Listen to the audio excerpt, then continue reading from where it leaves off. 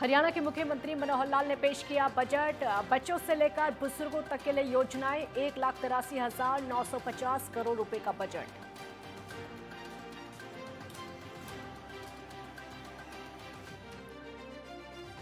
मनोहर लाल के बजट में जनता के लिए ताबड़तोड़ योजनाएं, सोनीपत मेट्रोपॉलिटन डेवलपमेंट अथॉरिटी की स्थापना होगी।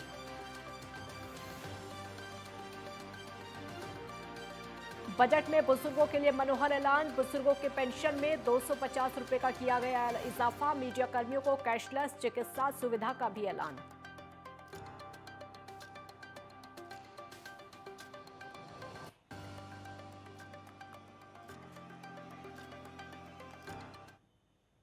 वंदे मातरम। मैं हूं आपके साथ काजल ठाकुर। हमारे खास बुलेटिन हरियाणा हलचल में स्वागत है आपका। इस खास बुलेटिन में आपको हरियाणा की प्रगति की खबरों से अवगत कराएंगे। इसमें देखेंगे आप बदलते हरियाणा की झलक।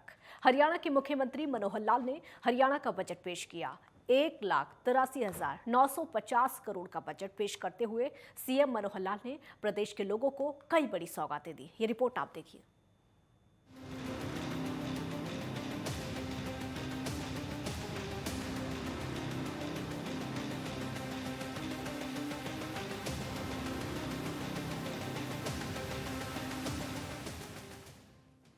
हरियाणा में अपनी गठबंधन सरकार का चौथा बजट पेश करते हुए सीएम मनोहर लाल ने इस बजट के जरिए प्रदेश के लोगों को सौगात देते हुए इस साल के बजट में पिछले बजट के मुकाबले 11.6% का इजाफा किया है। इस बजट में सीएम ने किसी तरह का टैक्स न लगाकर प्रदेश की जनता को राहत देने का फैसला किया है। इस बजट में प्रदेश के बुजुर्गों का ध्यान रखते हुए उनकी पेंशन में 250 रुपए का इजाफा किया गया है। बजट में गुरुग्राम और नूह जिलों में 10,000 एकड़ भूमि पर अरावली सफारी पार्क स्थापित किए जाने की घोषणा की गई है। सीएम ने कहा कि सरकार के इस कदम से न केवल प्रदेश में पर्यटन को बढ़ावा मिलेगा, साथ ही युवाओं को भी रोजगार मुहैया कराया जा सकेगा। इसी के साथ सूरजकुंड में साल 2023 के अक्टूबर-नवंबर महीने में दिवाली उत्सव मेले का आयोजन किया जाएगा। प्रदेश के किसानों को ध्यान में रखते हुए इस बजट में 800 मेगावाट क्षमता के एक नए थर्मल पावर प्लांट का निर्माण किए जाने की भी घोषणा की गई है। पीएम कुसुम योजना के तहत प्रदेश में 70,000 नए सौर पंप स्थापित किए जाएंगे। सीएम ने प्रदेश की मान्यता प्राप्त मीडिया कर्मियों को कैशलेस चिकित्सा सुविधा दी जाने की घोषणा की है। इसी के साथ हरियाणवी लोक परंपराओं को बढ़ावा देने के लिए हरियाणवी कला प्रसार योजना का भी शुभारंभ किया जाएगा। इस बजट में चंडीगढ़ में अतिरिक्त विधानसभा परिसर के निर्माण के लिए 50 करोड़ रुपए देने की घोषणा की गई है। इसी के साथ प्रदेश में बढ़ते हुए साइबर अपराधों को रोकने और साइबर अपराध से जुड़े मामलों की जांच के लिए प्रदेश के हर जिले में कम से कम एक मोबाइल फॉरेंसिक साइंस यूनिट स्थापित की जाएगी। इस बजट में न केवल बुजुर्गों को मिलने वाली पेंशन में इजाफा किया गया है, इसी के साथ प्रदेश में बुजुर्गों को सरकारी बसों में मिलने वाली रियायते किराए में राहत देते हुए इस योजना को 65 साल के बुजुर्गों के बजाय 60 साल के बुजुर्गों को भी देने का फैसला किया गया है। सीएम मनोहर का टैक्स फ्री बजट। सीएम मनोहर ने पेश किया बजट। 1,83,950 करोड़ का बजट पेश। सोनीपत मेट्रोपॉलिटन डेवलपमेंट अथॉरिटी की होगी स्थापना। ऊर्जा क्षेत्र के लिए 8,283 करोड़ आवंटित। हरियाणा में होगा एम्स का निर्माण। मीडिया कर्मियों को कैशलेस चिकित्सा सुविधा। गुरुग्राम में सिटी इंटरचेंज टर्मिनल की होगी स्थापना। हर जिले में खुलेगा अग्निशमन प्रशिक्षण केंद्र। बजट में बुजुर्गों का रखा विशेष ध्यान। बुजुर्गों की पेंशन में 250 रुपए का इजाफा। हरियाणा परिवहन में भी मिलेगा फायदा। 60 साल के बुजुर्गों को मिलेगी 50% की छूट। प्रदेश की परिवहन नीति में अहम फैसला देते हुए किलोमीटर प्रणाली के तहत 1,000 और बसें संचालित की जाएंगी। इन बसों में 200 मिनी बसें होंगी। इसी के साथ हरियाणा रोडवेज में राजस्व रिसाव जांच प्रणाली लागू की जाएगी। साथ ही प्रदेश के सभी जिलों में ई टिकटिंग प्रणाली शुरू की जाएगी। बजट में शहरी विकास को प्राथमिकता देते हुए दिव्य नगर योजना के तहत 500 करोड़ रुपए खर्च किए जाएंगे। नगर निगमों व परिषदों में 1000 नागरिक सुविधा केंद्र स्थापित किए जाएंगे। प्रदेश के गांवों के विकास के लिए गांवों में 1000 नई पार्क एवं व्यायामशालाएं स्थापित की जाएंगी। इसके साथ ग्रामीणों के लिए प्रदेश की 1000 ग्राम पंचायतों में ई पुस्तकालय खोले जाएंगे। युवाओं के लिए स्टार्टअप स्थापित करने हेतु बैंकों और वित्तीय संस्थानों के सहयोग से वेंचर कैपिटल फंड स्थापित किया जाएगा। प्रदेश में पशुपालन क्षेत्र में विकास के लिए हरियाणा पशुधन उत्थान मिशन शुरू किया जाएगा। इसके तहत प्रदेश में 70 नई मोबाइल पशु चिकित्सा इकाइयां शुरू की जाएंगी। इसी के साथ गौ सेवा आयोग का बजट बढ़ाकर 400 करोड़ किया। पहले यह 40 करोड़ रुपए था। किसान ड्रोन को अपनाने के लिए केंद्र सरकार द्वारा की गई पहल को आगे बढ़ाने के लिए सरकार का 500 युवा किसानों को ड्रोन संचालन में प्रशिक्षण दिया जाएगा। इसी के साथ सीएम मनोहर लाल ने अपने बजट में हरियाणा में एम्स का निर्माण करने की भी महत्वपूर्ण घोषणा की है। हरियाणा राज्य सहकारी अपेक्षा अर्थात हरको बैंक को रियायती ब्याज दर पर 10,000 करोड़ रुपए की ऋण सुविधा को मंजूरी दी है। राज्य के किसी भी सहकारी संगठन को उसकी कार्यशील पूंजी या अन्य पूंजी निवेश आवश्यकताओं को पूरा करने के लिए ऋण सुविधा उपलब्ध होगी। हैफेड ने निर्यात क्षेत्र में प्रवेश करके अपनी गतिविधियों में फैलाव किया है।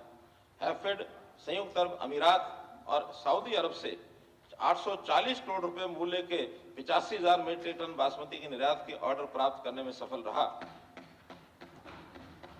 हैफेड ने अपनी निर्यात गतिविधियों को बढ़ाने के लिए करनाल में एक हरियाणा सहकारी निर्यात गृह खोला गया है।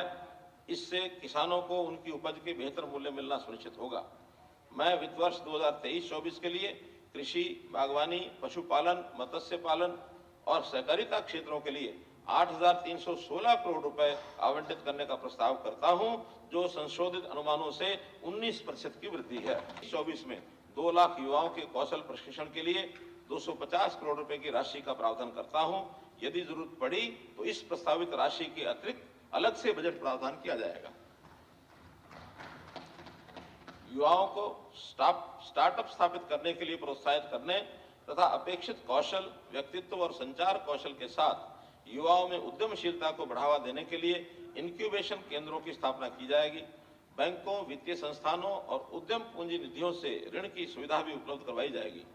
मैं बैंकों और वित्तीय संस्थानों के सहयोग से वेंचर कैपिटल फंड स्थापित करने का प्रस्ताव करता हूं, ताकि स्टार्टअप उद्यमियों में जो महिलाएं हैं या 1,80,000 रुपए तक की वार्षिक आय वाले परिवारों के लोग हैं या अनुसूचित जाति या पिछड़े वर्ग से संबंधित हैं को ऋण और इक्विटी के माध्यम से वित्तीय सहायता प्रदान की जाएगी। वेंचर कैपिटल फंड युवाओं को 5 करोड़ रुपए तक की लागत की परियोजनाओं में उद्यमी बनने में सहायता करेगा। इस उद्देश्य के लिए वेंचर कैपिटल फंड के लिए 200 करोड़ रुपए का कोष बनाया जाएगा। वेंचर कैपिटल फंड के लाभार्थियों को चयन सरकारी अधिकारियों की भागीदारी के साथ उद्योग और उद्यमिता के विशेषज्ञों के एक समूह द्वारा किया जाएगा। योजना के विवरण बाद में नोटिफाई किया जाएगा।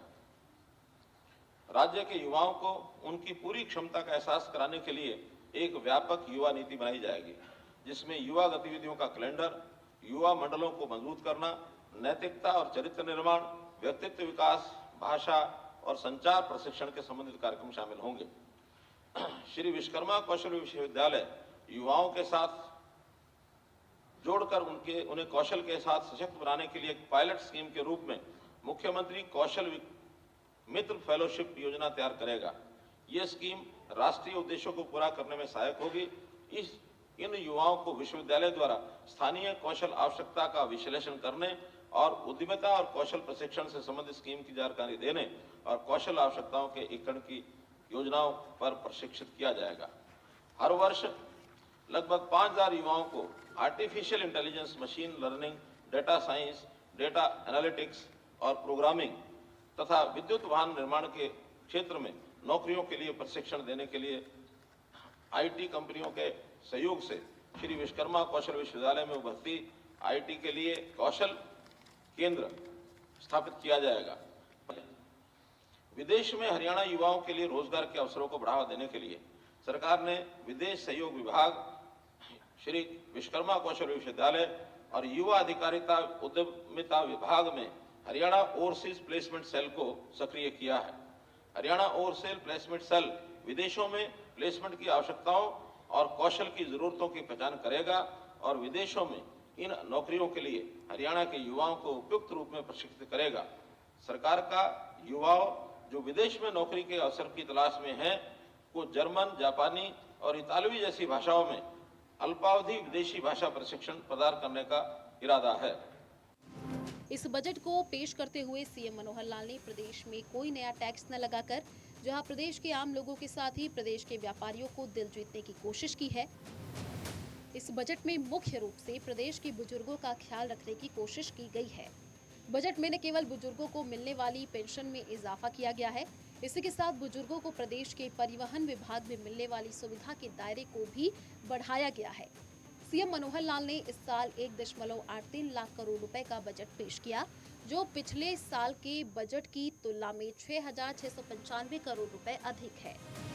गुरुग्राम में 700 बेड का अत्याधुनिक मल्टी स्पेशलिटी अस्पताल बनाए जाने के साथ ही सीएम ने प्रदेश के युवा खिलाड़ियों की प्रतिभा को निखारने के लिए हरियाणा खेल अकादमी की स्थापना करने की घोषणा की है।